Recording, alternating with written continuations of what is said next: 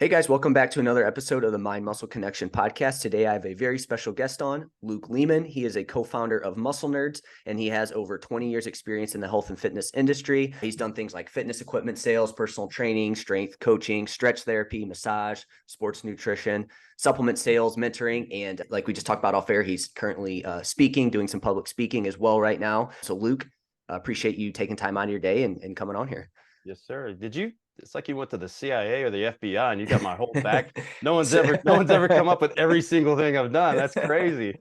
Yeah, that's usually what I do before all these episodes. Check it, run a background check on you. No, but I actually got it from LinkedIn. Okay. I searched and just grabbed the bio from there. But I thought it was cool to like chat about how you've done different aspects of the fitness industry. I thought that would be pretty cool to touch on. Yeah, man, I've done it all, to be honest. I'm like the CrossFit of fitness industry guys. I'm like, just put my hands in a bit of everything. Yeah. So like I started early training for high school football as we do in Texas. So I started 8 years old and with some really good coaches too. So it wasn't like your usual high school football coaches that let you lift like crap and pound you into the sand.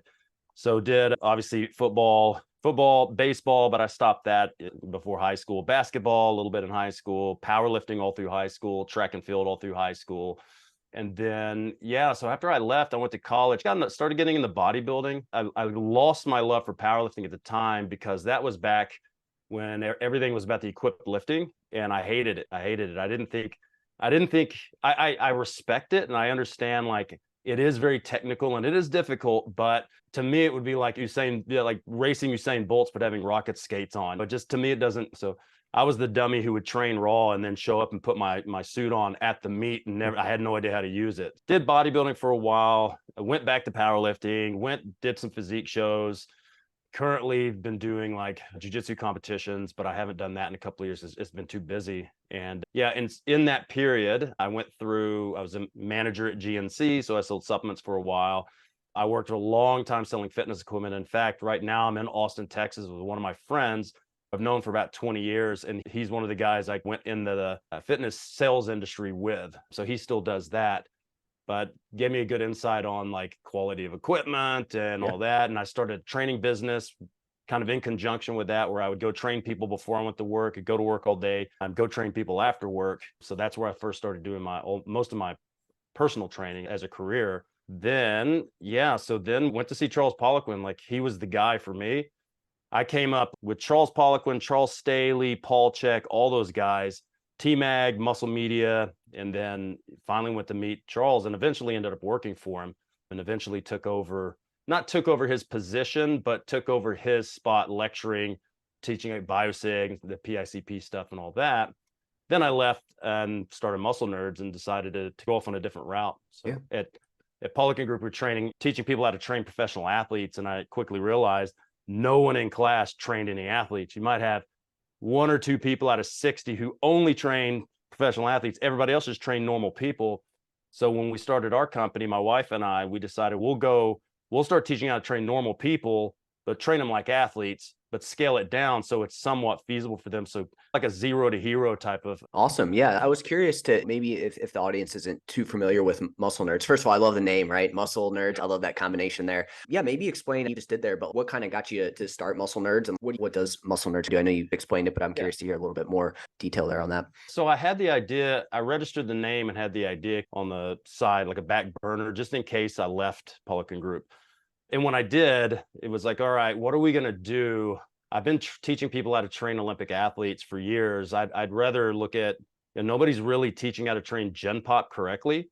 It's either like sports medicine-y type stuff or like really watered down. It's a lot of the certifications that you would take for normal people, treated normal people like they were 80 years old. It was all Bosu ball squats and shit like that. And I was like, man, that's not, we can take programs that Olympic athletes train with and we can dial them down and make them scalable for normal people and figure out how to get people strong. Because, growing up in the industry, when I first became a trainer, you saw no women at the gym. Like the only women at the gym, there might be 3 girls that had to shave their backs because they were on so much Dianabol and they were competitors. It was nothing like it is now, where there's so many more women, and women are now interested in getting strong.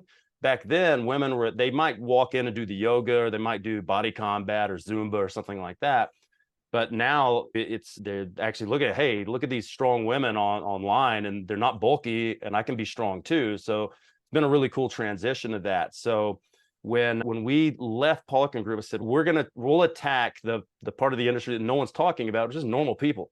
How to train normal people, and not, you've got like the evidence-based crowd, which they're basically literature-based, they're paper-based. It's all sterile stuff in a lab. How can I blend looking at literature with also my experience under the bar and training normal people and getting them really brutally strong? How do we blend those two together to make something that makes sense? It's evidence informed, as Dr. Laurent Bannock says, not exactly evidence based. And so we started getting into that and saying as well, like, no one was selling health. It was performance.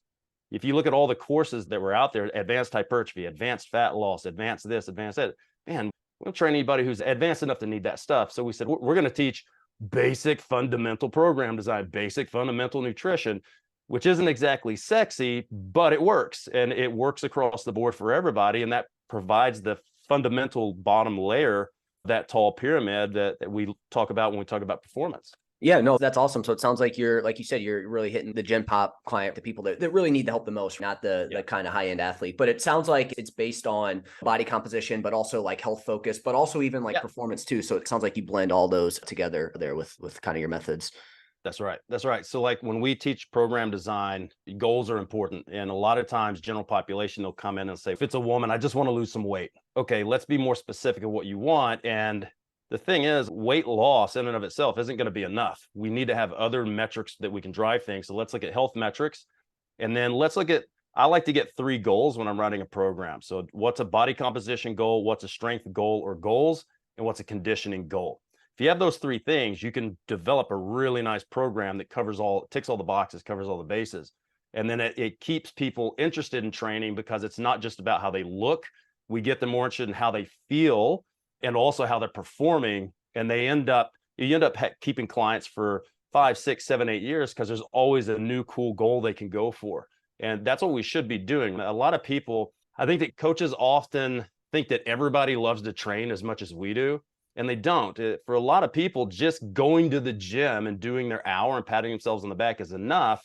And a lot of people don't even like to do it. They just do it because they feel like they need to, or the doctor said they had to, or they don't feel good about themselves.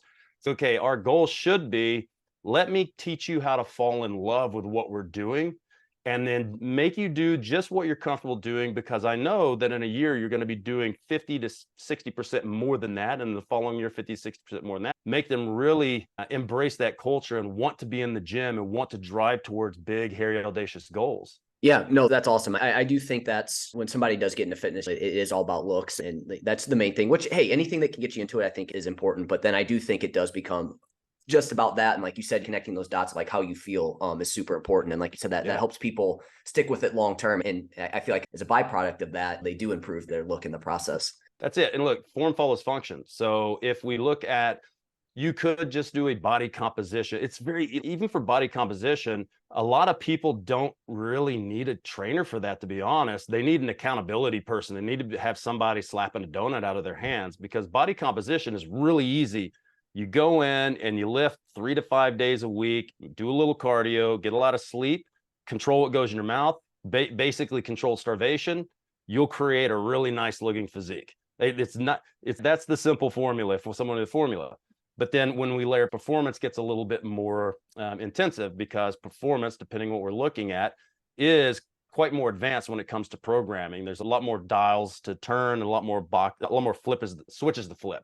Right. Yeah. And it's probably a little bit, I feel like with the physique, it's probably just pretty straightforward in terms of how you look at that. But like you said there with the performance, there's a lot of different metrics that you can potentially look at there. Let's kind of park that, because I do specifically want to talk about programming for Gen Pop and whatnot. And I think that's a good way to kind of preface that before we dive into that. I am curious just to hear a little bit more about your training before we dive into that. And then we'll come back to that, so we can set the framework there for that. What does training nutrition look like for you at this moment? Yeah. All right. So for training, I decided, so we'll go back a few years ago. So I got back into jiu-jitsu. So I've got a traditional background of Japanese jiu-jitsu, judo, taekwondo, and a few other arts. And I tried to do jujitsu, Brazilian jiu-jitsu before it got super popular. There was a place down the street from my house, and I went in, and it was just super weird to me because I wasn't. The guy's like, the professor's like, okay, Joe here is going to lay on the ground, and you're going to get in between his legs. And I was like, what? I'm going to do what? And I did a couple of sessions. So then I went and did Muay Thai and got my ass handed to me by a 135-pound Thai kickboxer. But so I went back to it about 5 years ago. I was like, I'll give it another shot. And I fell in love with it like everybody who gets into it does.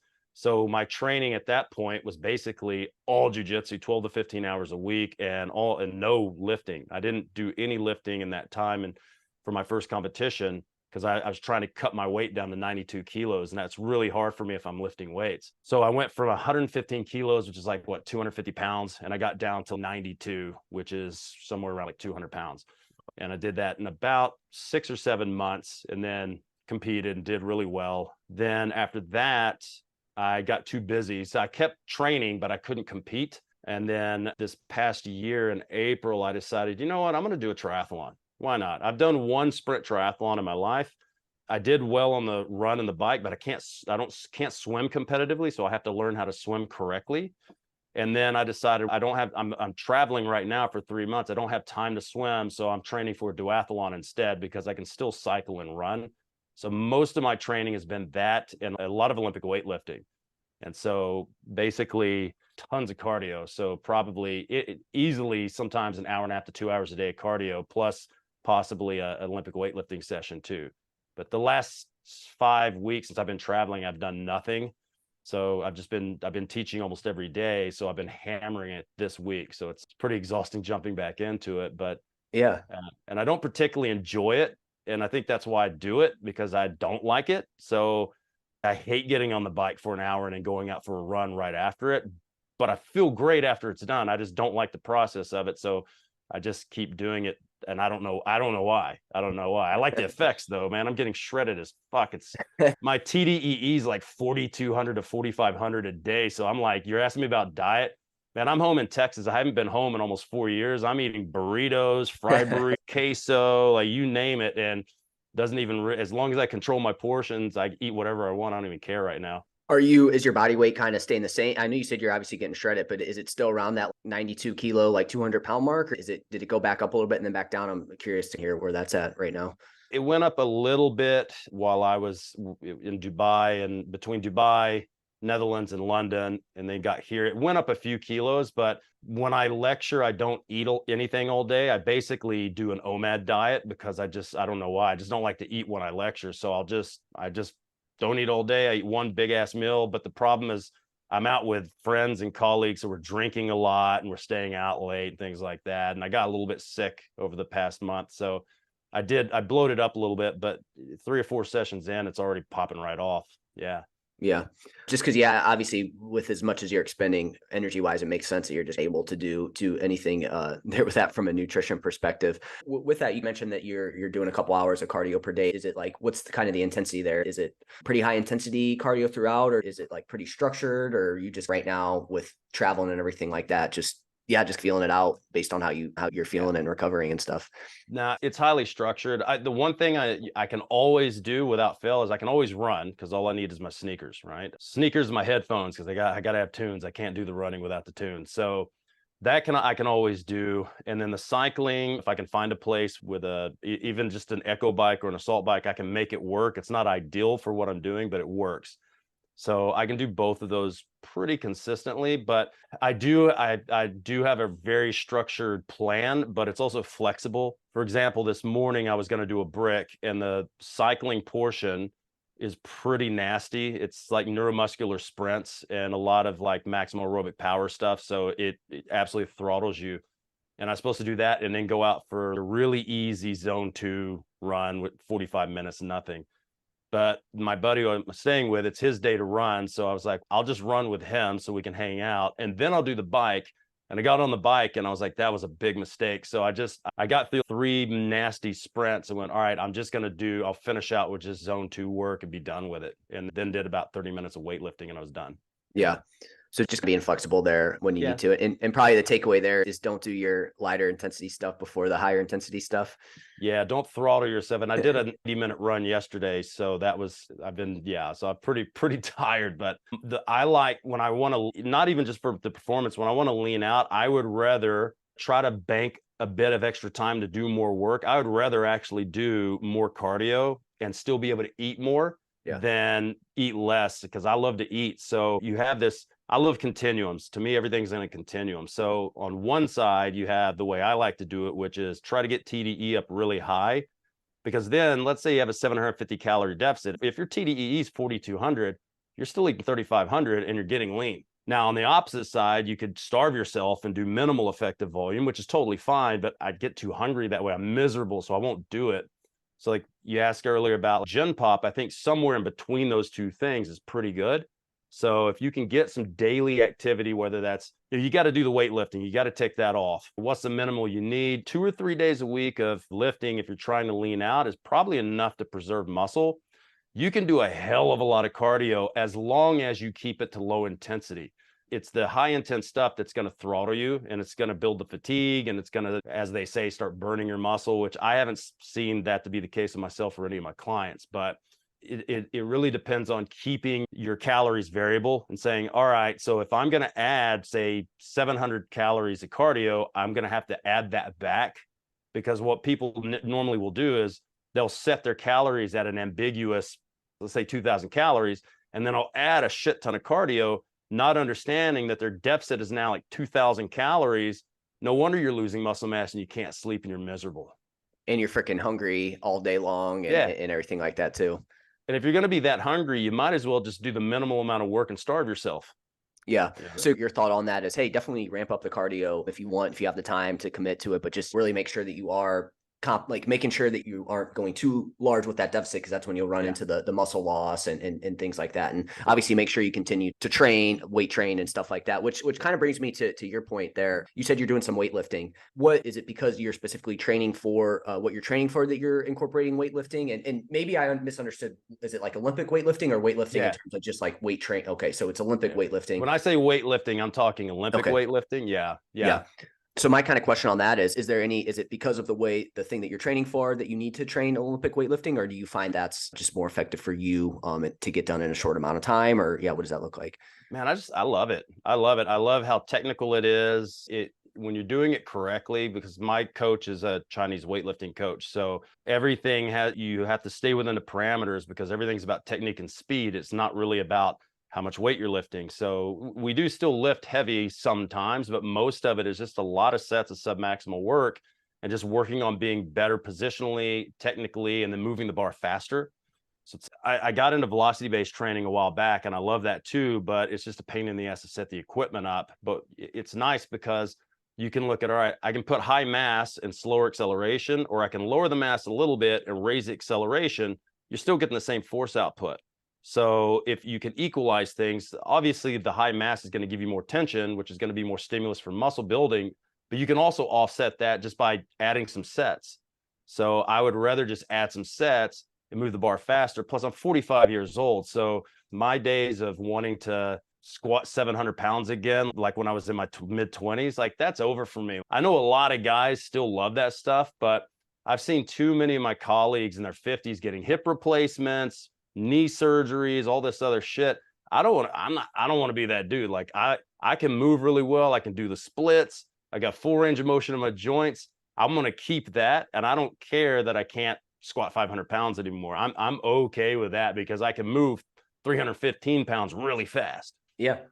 And just more enjoyable. You enjoy that. And then from my understanding too, probably one of the, as you age, not that you're old by any means, but as you age, like one of the things that go down obviously is muscle mass, but the power aspect of it is really what seems to go down. So if you can keep some of that in there, that's going to be super helpful as you age as well too.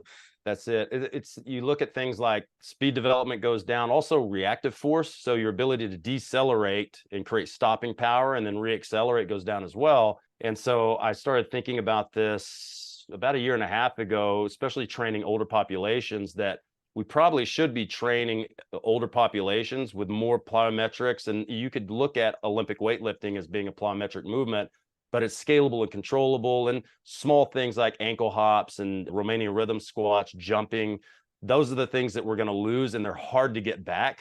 And mobility is hard to get back.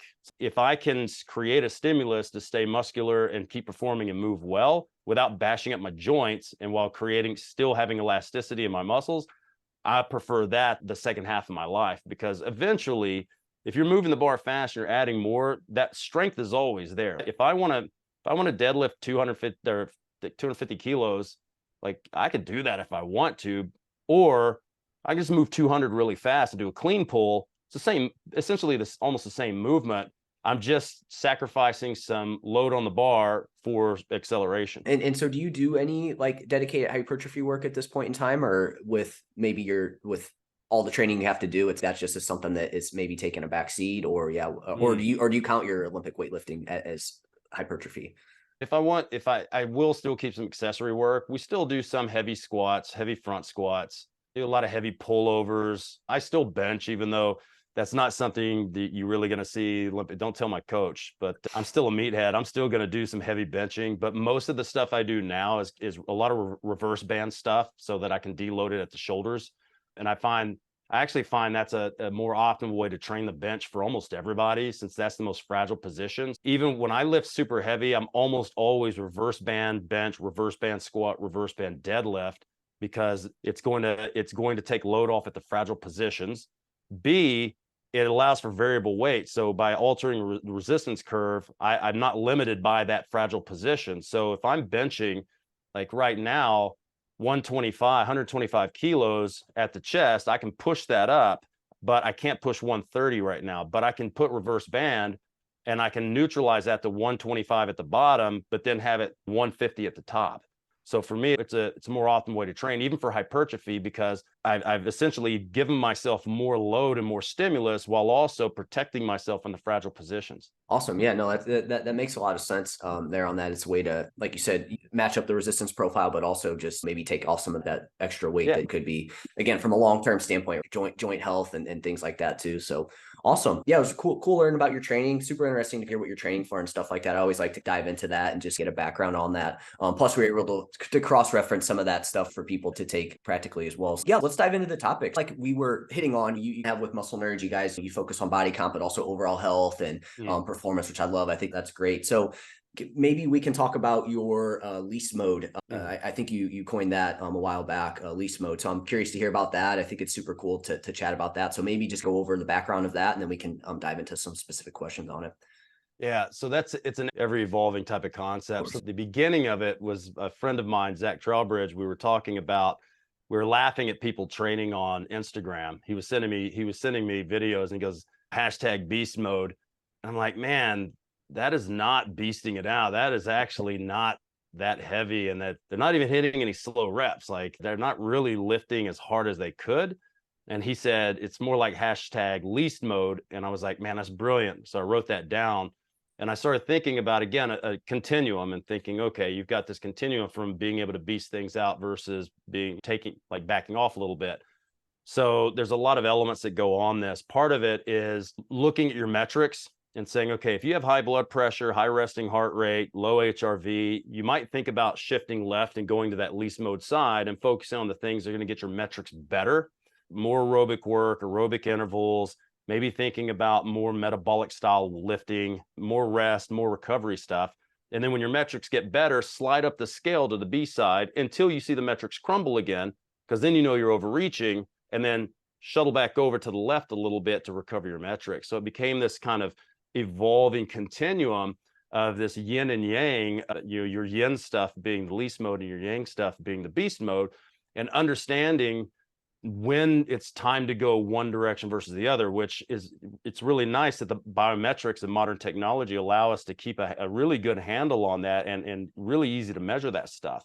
Yeah, there are a ton of biometrics that you can track now, which I think is great. So maybe we can hit on, so it sounds like least mode is going to be, hey, instead of just going straight to it, which you see a lot of people, they want to improve their look, right? So it's like they come straight into it and they want to do that beast mode, or maybe that's how they used to train when they were like 20 years old, right? Now, obviously a little bit older. And so some of those metrics might be off, easing the client back into it and making sure that they're in a good spot to actually be able to see results, right? Because I would imagine you go straight into beast mode, it's your just body's not in a good spot to actually be able to make change at that point. So you hit on a couple metrics there. Why are those important? I know you hit on HRV, resting heart rate. I can't remember. I think blood pressure was the other one. Pressure, yeah. What's the importance of those for people and maybe why they need to start paying attention to that?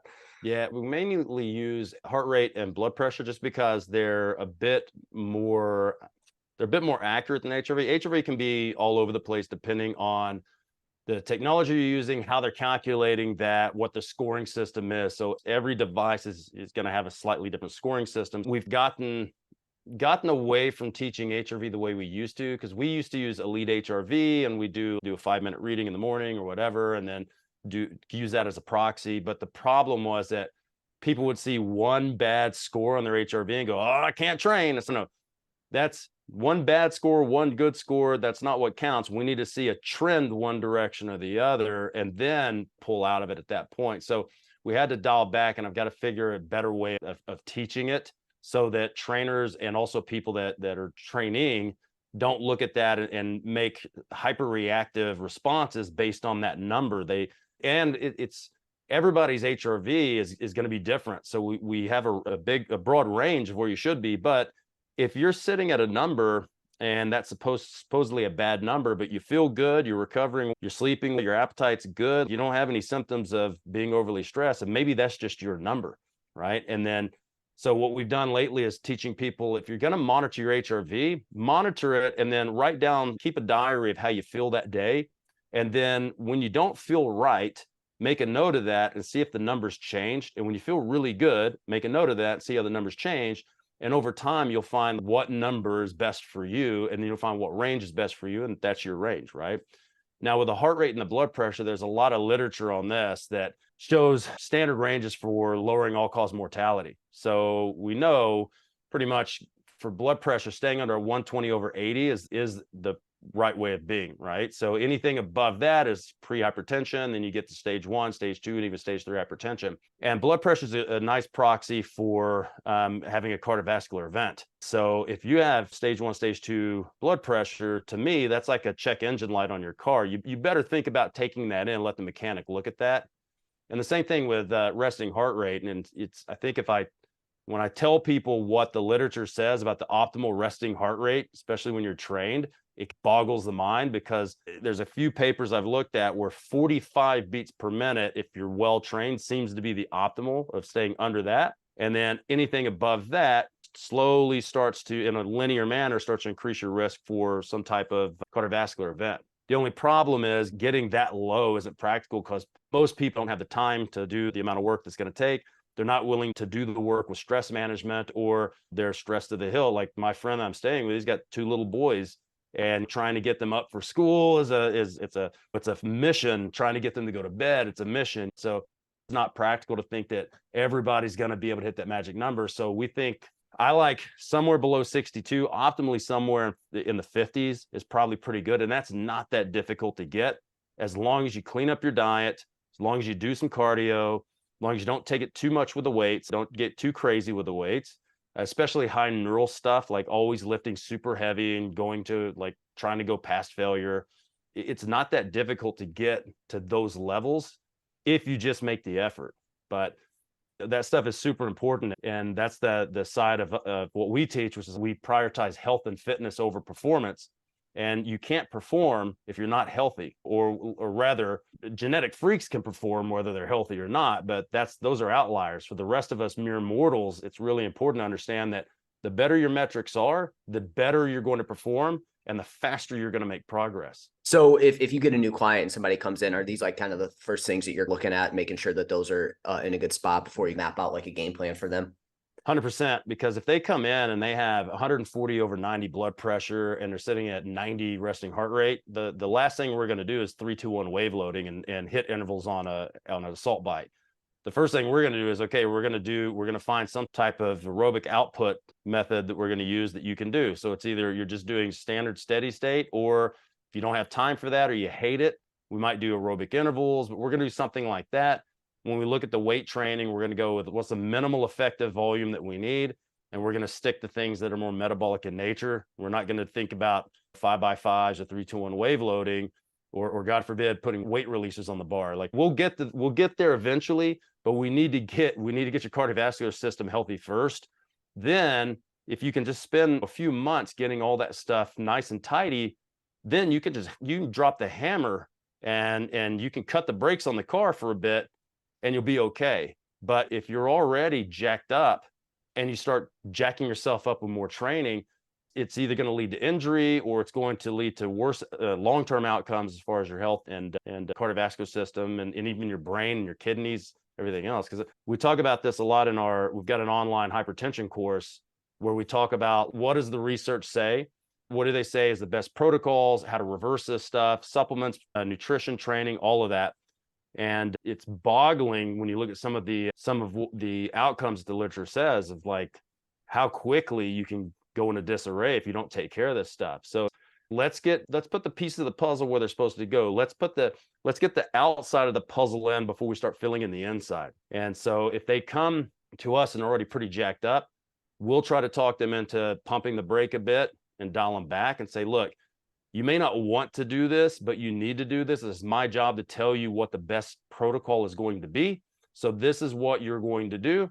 And we can drop the hammer later, and you're going to make such better results later when your body's working tip-top shape. Yeah, like you said, making sure everything on their hood's good and that will follow everything. Because otherwise, you hit on it. Let's say I guess two questions off this. You get somebody that comes in and they are trying to change and all those things are jacked up. And let's say they're like, no, I'm going beast mode. It's just your body's not going to be, my understanding, your body's just not going to be responsive to what you're trying to do to it. So you're almost going to feel like you're spinning your wheels, working super hard. So maybe hit on that. But also, is there somebody might hear this and think, oh, I work out regularly, I don't have to worry about this. But do you see people that they do work out regularly and these things are still jacked up?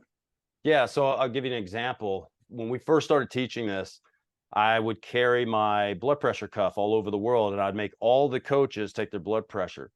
And in one seminar, we had 60 people in London. And so there were 3, maybe 4 people who were under 120/80. It was me and 3 people that we trained. Everybody else was either stage 1 or stage 2. And we had one guy that was 210/100 blood pressure. So I'm like, man, you guys got to get your shit straight, man, because if we're supposed to be the billboard of being healthy and fit, and none of you guys are healthy and fit. So I went on a tirade about them getting their shit together. And then now when I do a seminar and I pass around the blood pressure cuff, everybody's got perfect blood pressure. Every single coach, because they've been in our programs, they've heard us talk about this. So they started doing their aerobic work. They started taking care of their cardiovascular health. And now I can have good faith that most of them are taking blood pressure in their facilities and they're taking care of their clients. And we've heard a lot of facilities that use our protocols as their de facto standard for their facility. Every coach has to do it. And I think that's a great thing because we have a responsibility to take care of our clients. No one comes in, hey, I'd like to squat 400 pounds and I'd like to put on 10 pounds of muscle. I'd also like to have a heart attack or stroke. Can you hook that up for me? Yeah, I haven't heard one person say that. So yeah, super interesting. So even these people were working out and stuff like that and their blood pressure was through the roof. So is that, I guess off of that, and you may have hit on this a little bit, but is that mostly just, again, from a training perspective, or is this like lifestyle factors that you usually see there? Is it genetics, all the above that usually jack that up a little bit? Yeah, there could be a bit of everything. There are some people that have genetic issues where their heart rate's always going to be high, their blood pressure is going to be high. But again, those are outliers. They're not, those are the unicorns that you see every once in a while. I think, look, I've been in the industry 25 years.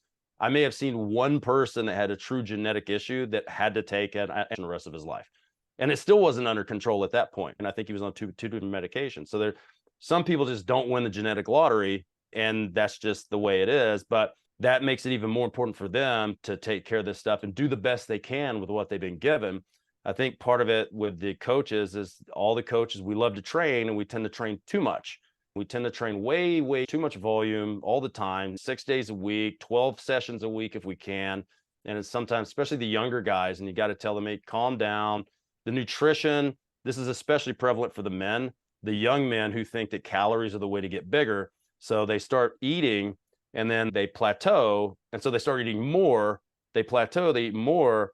And then by the end of it, their blood pressure, stage 2 hypertension, and they don't look that great. They look like they get out of the shower and they look at themselves in the mirror and they look like a fucking melted candle. And then they go crazy and then they starve themselves, right? And then they just they basically wipe out everything they've done. So what I tell people, and this is going to sound so bad, if you want to gain weight that quickly, then take steroids, put your big boy panties on and take gear. Because gaining muscle is a very slow process. It's decently fast the first year. You could put 12 to 15 pounds of dry muscular weight, and then it's going to slow down. And you just have to accept that it's a long marathon journey of putting on a lot of muscle, unless you're willing to take performance enhancing drugs, which I don't have a problem either way somebody does or doesn't want to. To me, it's a personal choice. Yeah, 100%. And it's funny as you're saying this, I definitely can relate to that story, right? I'm short guy, so I wanted to build muscle, right? I just had always been skinny. And so I think for a while I was probably not eating enough, right? It was all about just eating clean and how that can go for somebody who's 18 to 20, right? You end up not eating enough. But then I was like, okay, I need to eat more. And so I did that. And I was just gaining weight like crazy. And I got up to 190, which I'm 5'7". I did it in a relatively quick fashion. I was like, I definitely got bigger and I think I put on some muscle, but I also just went too far on the other end of the extreme there because I was trying to like speed up the process. I was trying to look like these football players that were probably taking some PEDs and stuff like that. So I can definitely relate to that specific story there. We've all done it. And I remember when I was playing high school football, it was like every night before bed, couple of scoops of ice cream, some like Weeder weight gainer, half a gallon of whole milk. You were also training like 3 hours a day in the Texas heat. So you didn't really put on a ton of fat, but then you keep doing that when you get out of high school and you're sitting at a desk in college. Now you're getting real fat really quickly. But I think it was Mike Israetel. I heard him talk about this, where you're just putting on weight for the sake of putting on weight, and you're seeing the scale go up, but you're not actually looking better. You're looking worse. And people are commenting about, oh, look how nice you look in a shirt. But then you take a shirt off and you look terrible. So why don't we slow it down a little bit and just accept that if you're putting on 80 to 100 grams of dry muscle weight per week, you're doing really good. But if you want to push that up to trying to gain like a half a kilo a week, you're going to end up fat. Then you're going to have to diet it off. You might as well just do a body recomp and just gain enough and try to limit fat gain, because then you can go for extended periods of time without having to cut. Yeah. And then most of the time when people take it too far, they end up like, for men, they end up like 24, 25% body fat, and they go, oh shit. And then they get hyperreactive the opposite direction, and they just slash a bunch of calories. Maybe they do a shit ton of cardio, and then they peel it off really quickly. But at the end of the day, they haven't really put on that much muscle. So it doesn't make any sense to do it that way. And even just on the way down, again, the quicker you go to, the more you're going to be risking some muscle loss in that process as well too. That the patience is key. It can be super frustrating, but it's super key on the way up and on the way down. But yeah, I've definitely changed my thoughts on that. I think the slower the weight gain, I know Eric Helms had a new study that came out on weight gain, and it wasn't on a lot of people. They talked about, hey, like this that very small surplus is probably the way to go there. And it's definitely changed how I've wanted to go about gaining weight and stuff like that. So a couple things for some of these metrics. So you mentioned HRV, but obviously with that one can be a little iffy just because each way you take it could be a little bit different. It's going to give you a different number and whatnot. Resting heart rate, blood pressure. Is there anything else that you look at for anybody here that's important before you start to ramp things up? It depends on how crazy they want to get. Obviously, you can run labs every quarter, every half a year, but then you have to have somebody who can interpret the labs, because your doctor's not going to be able to interpret them correctly with an athlete, right? And then most trainers have no idea what they're doing when they're interpreting labs, or they've taken a course from another trainer and they're looking at single markers instead of looking at them all together. So that's not a practical thing to do. Even though if you know how to read labs correctly, it's a good thing to do. Blood glucose can be a good one, but then it depends on if your clients are scared of needles, so they're not going to finger prick themselves, and there's a pain involved, and that's another hassle. We look at our objective scores would be resting heart rate and blood pressure, HRV if you can get it, and if we can keep like in context of what it does and doesn't mean. Those are all really good. Obviously, weight is definitely a marker, right? Are you gaining too quickly? And then circumference measures are a good one. Body fat measurements can be a good one, but then they can be variable too. Depends on what you use. What I'll use with clients when I'm back home in Brisbane, we have access to a DEXA that's not too far away, but we almost never put them on that. We have an InBody, but InBody's not that accurate either. But what I like to do is try to take a few different ones. So I'll look at their pictures, I'll look at their height and weight. I have an ultrasound machine that I'll use. I've got my calipers, I have my InBody, and I'll do circumference measures, do a Navy body fat test. And then what I'll do is I'll track that over time and see what they all say. And based on how their pictures look, And so I'll use that, but I won't really talk to them that much about body fat percentage because it doesn't matter. You either look good or you don't. You either like the way you look, you don't. Your body fat percentage doesn't really matter all that much, because you can have people that, like for me, you can have people with different size fat cells. So depending on what's inside of those fat cells, you can have people that need to be leaner to look as lean as somebody with smaller fat cells. So generally, like younger guys have very small fat cells most of the time. So they don't have to be that lean to look lean. Usually the older you get, things start to change and you have to be a little bit leaner to look the same leanness you did 10, 20 years ago, right? So pictures can be good, but you also have to keep that in context. And then you also have water retention. If people are, when I got here, the first thing I did was I woke up the next day. I went from looking like I was 12% to looking like I was 20%. And it was just water. So 2 days of sweating, working out and all that. And now I look like I did when I first got here. So you have to keep all this stuff in context, because data is good, but data can also drive you absolutely insane if you don't keep a control on it. And then subjective markers are good too. So you'd never want subjective metrics to override objective metrics. You want to pair them together and just look at trends. So how do you feel like you slept? Did you wake up well rested? Are you falling asleep in the middle of the day? Are you falling asleep easily at night? That's a good one. Are you recovering? How's your DOMs? Are you progressing in the weight room? Are you adding another rep? Are you adding a little bit more weight?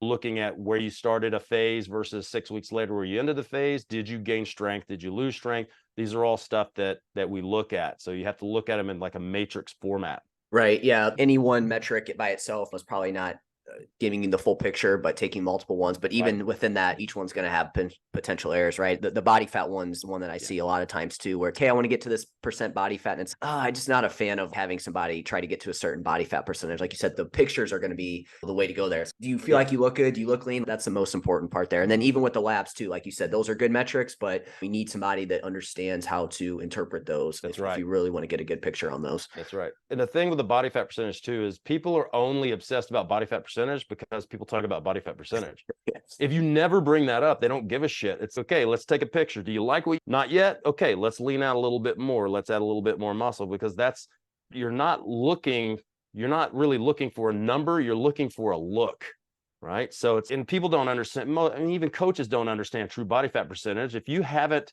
been lean enough to have your ass look like a walnut, you probably have a really bad misunderstanding of what true body fat levels look like at each position.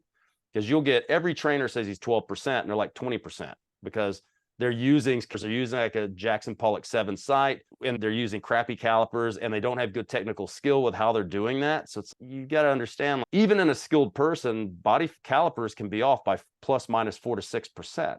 So again, it's not a bad thing to have, but you got to keep in mind there's a lot of variability in it.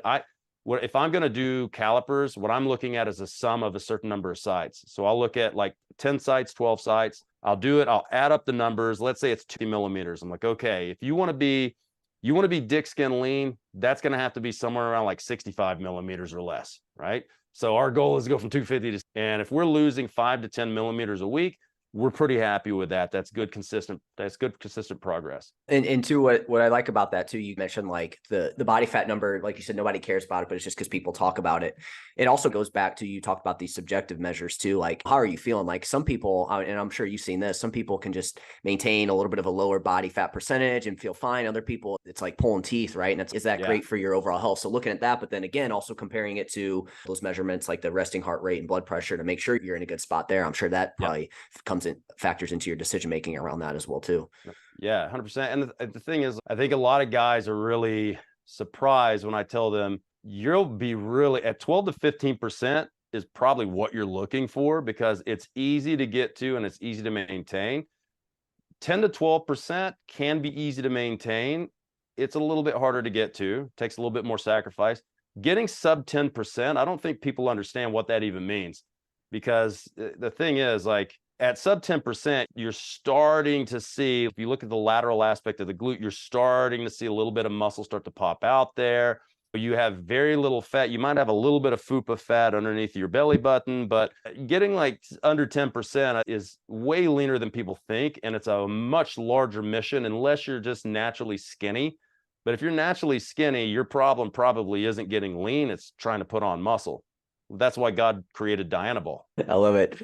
Do you see, like, when somebody does get lean like that, what you were talking about there, obviously we'll see potentially some subjective markers like go down the drain, but do you see like resting heart rate start to climb back up at that point and blood pressure change? Or is that something that when you're leaner like that, it will relatively stay in a good spot there? Actually, when you get leaner, all those metrics go down. So if you want to get control over your heart rate and your blood pressure, there's a lot of ways of doing it with just your training. But if you just simply lose weight, we'll say body fat, they'll go down. Like, it's not uncommon to see people before they go on stage in like the 40s for their heart rate. It's not unusual to see them with really like hypotension and really low blood pressure. It's just part of depleting yourself down to that point. Got you. So almost be the opposite. It might Yeah. overcorrect and go a little bit further down than what you want there. Yeah. So if you think as you get bigger, your heart has to pump more muscle or pump more blood through a lot more tissue.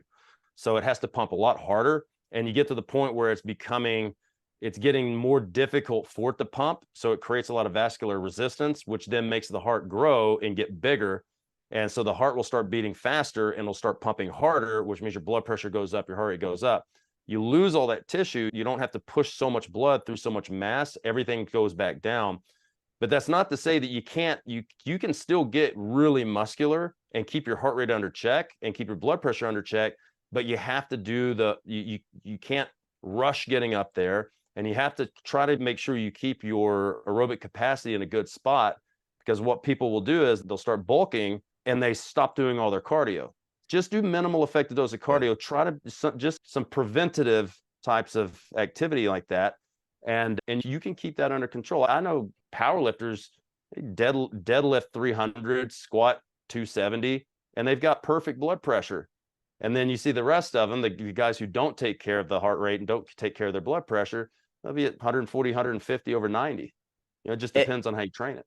And I was definitely in that camp of, oh man, if I do any cardio, I'm going to be missing out on gains. But as I learned more about it, it can probably, obviously to a point, but adding that in, especially if you haven't done any, could probably amplify your training a little bit as well too in your sessions. Yeah. Increases recovery, increases your work capacity, helps you, increases sleep quality. It's just, don't train for a marathon where you're trying to gain weight. But a 5K distance or somewhere there, like 30, 40 minutes a day, if you're feeding those calories back and you're running at a low intensity, is not going to, in my experience, will never affect anything that you're doing. But everybody's so scared of cardio, they will all want to do steps. Let's make steps sexy and periodize your steps. That is the most cardio thing you could possibly do. You want to, the most aerobic thing you could possibly do is just walking. But the problem is, it's a time vampire. Yeah. You're going to walk 15,000 steps a day. So you're going to go walk for 2.5 to 3 hours a day. And you still got to train. You're going to meal prep. You got a job. You got a family. You got hobbies. Like, you could knock that out in 1 hour with just getting on an elliptical and getting your heart rate up to 140 and just slogging it out and watch Netflix. So you do think that you could get away with like steps if you're this person, like just focusing on steps, or do you think you need to meet a minimum threshold there for like your heart rate for it to be more like considered conditioning work? Or are you fine with steps are only conditioning if somebody is that deconditioned that steps are conditioned. So look, if you're morbidly obese, steps are conditioning. Yeah. If you're in reasonable body composition, steps, you're just using it to burn calories. That's it. So you might as well just do the cardio and get more adaptation out of it instead of just walking around the block. Because the thing is, walking, it's rate limited. So you can only walk so fast mechanically. So you're either peaking out like walking really ridiculous, like one of those Olympic walkers who are walking fast enough to almost be running, but not quite be running. Or you're just increasing your distance, indefinitely increasing your distance, and you don't have the time for that. Yeah. So yeah, that makes sense. It's like basically you could just get a little bit more of a stimulus out of it by amping that up a little bit, but not going too far with it to where you're like doing high intensity type stuff all the time, because you mentioned that's going to obviously impact your recovery and whatnot. You stay in the zone 2 work, stay in zone 2 work. Just don't go so hard you feel that hydrogen burn or what people call lactic acid. Just stay under that. You're going to be all right. 130 beats per minute. If you're that scared, do 120, 130 beats per minute, because the thing, as you adapt, you're going to find you're going harder anyways, just because it's going to be harder to get your heart rate up. Right. Yeah. Because there's some conflicting information out there on the cardio, like what is considered cardio. But again, it makes sense. It's really dependent on the person and where they're coming into. Because like you said, for some people who are obese, like for them, just moving and walking is going to be that conditioning Yeah. work, but it's all context dependent there on that. Cool. So what about, so again, we have this person, they're coming in, now they know they need to focus on these things before they can really start to ramp up like the body composition, performance type stuff. What are you looking at from like a nutrition standpoint with these people? I'm sure it's dependent on the person, but what does that look like? Because again, somebody's going to want to come in, they're going to want to improve their body comp, improve performance. For some people, it's probably going to be, hey, I need to go straight into a deficit or a surplus. So what is the nutrition going to look like from that standpoint? The first thing we have to do is let's create a theoretical base. So I like using Catch McCardle. So what I'll do is I'll try to make an assumption. If I can't measure their body fat, we'll say somebody's really heavy, like they're really overweight. They got a lot of stored energy on their body, right? That's like the politically correct way of saying they're fat, right? It's going to be hard, but you can take a height and weight. So like I'm right at 6 foot tall. I'm sitting at 92 kilos. I know I've got about maybe 83, 84 kilos of lean mass, maybe somewhere between 80 and 84. So I can get a pretty good measurement of my BMR, at least theoretically, just by taking 21.6 times my fat-free mass plus 370. That should give me a rough estimate of BMR. Now, if you don't know, or you can't make an assumption on fat-free mass, you can always use Mifflin St. Jour. If you're really lean, I don't like using that because it'll underfeed you. Mifflin St. Jour will underfeed me by about 350 calories, and I don't want to underfeed myself. I like to eat. So what we'll do is if they're at an average body fat percentage, I'll try to make an assumption based on how well trained they are and their height and weight and how they look, because it doesn't matter if you're 100% on, because none of this stuff is 100% anyways, right? So we'll do that. I'll add in about 10% for NEAT, 10% for thermic effect. And then what I'll do, I set things, I use a lot of technology stuff. So if you have a Garmin, if you have an Oura Ring, if you have an Apple Watch, I'll set that up in the system we use, which is Chronometer, and I'll put on there to have like variable calories, and I'll set a deficit. Let's say we set it at 500 calorie deficit at first. And then I'll set protein and fat because those don't need to change. Those can be constants. The carbs are usually what's going to be variable. So the more you train, the more carbs you get. The less you train, the less carbs you get, right? So that makes it, you want more carbs? Cool, train more, easy. But what it'll do is it gamifies it. And if somebody's more active, their calories go up, which means carbs go up, but we still maintain that 500 calorie deficit, right? So we'll look at that and see what happens over a couple of weeks. And then if they're not progressing the way we want to, then we might cut 125 calories off, see what it does over a week or two, cut another 125 off. And we'll keep doing that until we see the rate of fat loss or the rate of body mass drop in the way we want to, right? And the same thing with the surplus, but what I'll do is I'll do all of that's the same, but I'll put 125 calories surplus and see how they go. If they're not gaining fast enough, I'll do another 125. And we'll keep doing that until it looks like they're gaining too much fat, and then we'll start backing it back off. And over time, it takes a while, but you find a really good sweet spot for people. But your number one constant is going to be protein, because the thing is, if you're looking at even calculating that against fat-free mass, your fat-free mass isn't going to change drastically enough to need to change protein enough. And I like to overfeed protein a little bit. So I might set somebody like 2.5 to 2.8 grams per kilo of protein. So that doesn't actually need to change. So even if they lose weight, it doesn't matter. They're just overfeeding protein. And then the fat too, I'll say, do you like a lot of fatty foods, or do you want to keep it fairly lean? So then I'll set the fat based on what they like to eat. And then I'll also run averages. If they're overdoing it, let's say I set your fat at 65 and you're consistently hitting 80, I'll just adjust it up to 80, and then it'll work itself out with the carbs and the calories at that point. Yeah, so you're gonna get their estimate, and then you're gonna change it based on what their goal is and whatnot. And it is awesome. I use Chronometer for my clients, and I love all the features it has on there. I think that's a great place to track your nutrition. So let's say, so with that, if you do have somebody who, again, maybe they're like resting heart rate's a little high, blood pressure's a little high. Now I know that obviously dropping weight can definitely help with that. So are you still in that specific situation? Those numbers are off. Are you still going to put them straight into a deficit at that point? Or are you going to feel it out a little bit to see where they're at? Yeah, most of the time I'm going to go ahead and put them in a deficit. Okay. Now it may not be a huge deficit, but it just depends on what we're doing. Now, if the goal isn't, let's say they're already fairly lean and they like the way they look and they just want to get their blood pressure down, we might not set any deficit at all.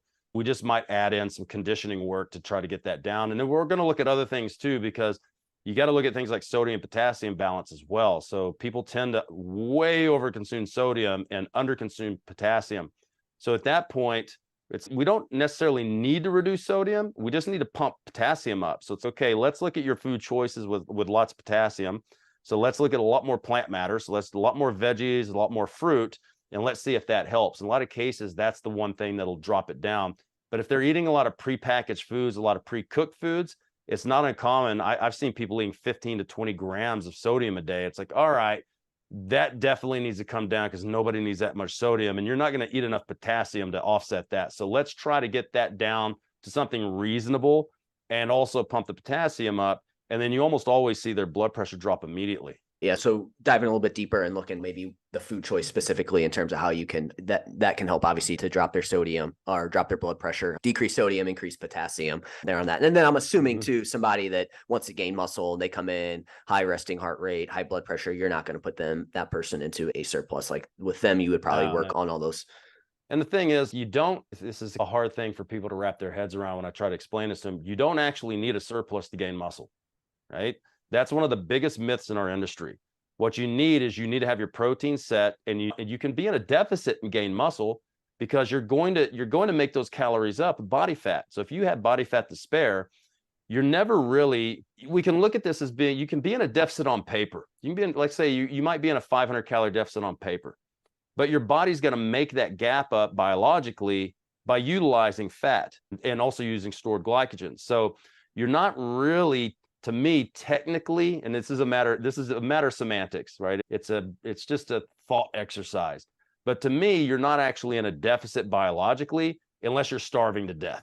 So if you look at the guys that came out of Minnesota starvation study, you go look at World War II pictures, people coming out of Auschwitz, those are people in an actual deficit, right?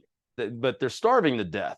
But if you're in a 500 calorie deficit and you're easily making that back up with your fat stores, you can still put on muscle. I have people put on muscle easily just by keeping their protein high and not training too much, like training just enough with enough tension and get in probably the one thing that is the hardest to get people to do is to sleep more. Like that's the key to everything is getting your sleep. Yeah, no, I agree with you 100%. I've talked a lot about like body recomp and like how I feel like a lot of people have more wiggle room for that than they think they do coming into it. Just because you've been training for 5 years doesn't mean you can't recomp, right? Like you said, sleep. Like if that's been garbage, it's okay. You have a lot, like you have some low hanging fruit there to work on. And I'm assuming too, and this probably goes all into it, but stress management, I'm sure that plays a big role in all this as well too. But that goes back to what we just said, sleep thing. The number one, getting more sleep, understanding if you're beasting things outside of the gym, it doesn't make any sense to go to the gym and beast things out. But you hear people go, oh, the gym is my therapy. No. That could be part of your therapy protocol, but if you need therapy, you need to go to a fucking therapist, right? And get that shit sorted out. You could have early childhood traumas, adult traumas. Everybody's got shit they're dealing with, stuff that's going on in the world with wars and recessions and inflation and uncertainty. It's like you have to look at this from a perspective of guarding your thoughts and reorganizing how reactive you are to things. Because that's when I talk to people about this, I try not to get stressed. I understand there's going to be things out of my control, so I just don't stress out about it. I always know that things will eventually get better, and getting stressed out and crying about it or getting mad about it doesn't solve the problem. So you have to, and I know this, some people will say, oh, that's easier said than done. It's just something you got to practice. Stop being reactive to things. And that's part of stress management. If the sky is falling, cool, get an umbrella or get under a tree, but you have to learn being hyper reactive doesn't fix things, right? So if the shit's hitting the fan, if you're a hyper reactive person, I don't want you in the foxhole with me, right? Because you're going to make bad fucking decisions or you're going to get paralyzed. So I think people need to understand how to stay calm under pressure and keep their thoughts under control. And that's probably the biggest advice I can give anybody for managing stress. Yeah, because I think a lot of people hear stress management and they think, oh, okay, like you said, things are going to happen to you. You can't control that, but it's how you manage, how you react to those and how you manage those. That's going to be key there on that. But yeah, with the training, I see that all the time, right? It's, oh, training is my therapy, or somebody's training 2 times a day, every day. And it's good, but I feel like at that point, it's like it's probably just adding to your stress load versus actually decreasing it at that point, which might not be great. At that point, if you're training twice a day as part of your therapy and it's not part of your program because it's necessary for some type of adaptation, it's not a therapy thing, it's an addiction at that point. So you're basically self-medicating with your workouts so you don't have to face what's going on in your life. It's the same thing with people who do cocaine, people who like hookers, people who overeat food because they're feeling sad. That's a mental issue. That's an emotional issue, a psychological issue. That has the weight training is it's like retail therapy. You feel down, you go out and you buy yourself a couple of things, you feel really good, and then you're like, oh God, I just spent $2,000 on shit I don't need. Now you feel even worse. So you're never going to overcome that because you're using things to basically as shields, so you don't actually have to have a coming to Jesus talk with yourself and work within. People try to use working out instead of working in. Right. Absolutely. No, I love that, working in versus working out. I know we've had on training throughout, but with kind of the least mode concept here, again, somebody that's maybe not showing great markers here to start. We mentioned the right training. So again, we've talked a lot about cardio. So doing that's going to be important from a weight training perspective. Is that something that you're also going to back off a little bit as well in this situation? And maybe what does that kind of look like? Yeah, it's all about dose, right? Dose makes the poison. So if somebody is at that point, and people have said this to me in the past, oh, like least mode training is pussy training. It's not pussy training. It's basically looking at it from a perspective of you only have a certain amount of resources, or right now your resources are not good. So why don't we go in and hit a couple of really hard sets of a few different things and go home?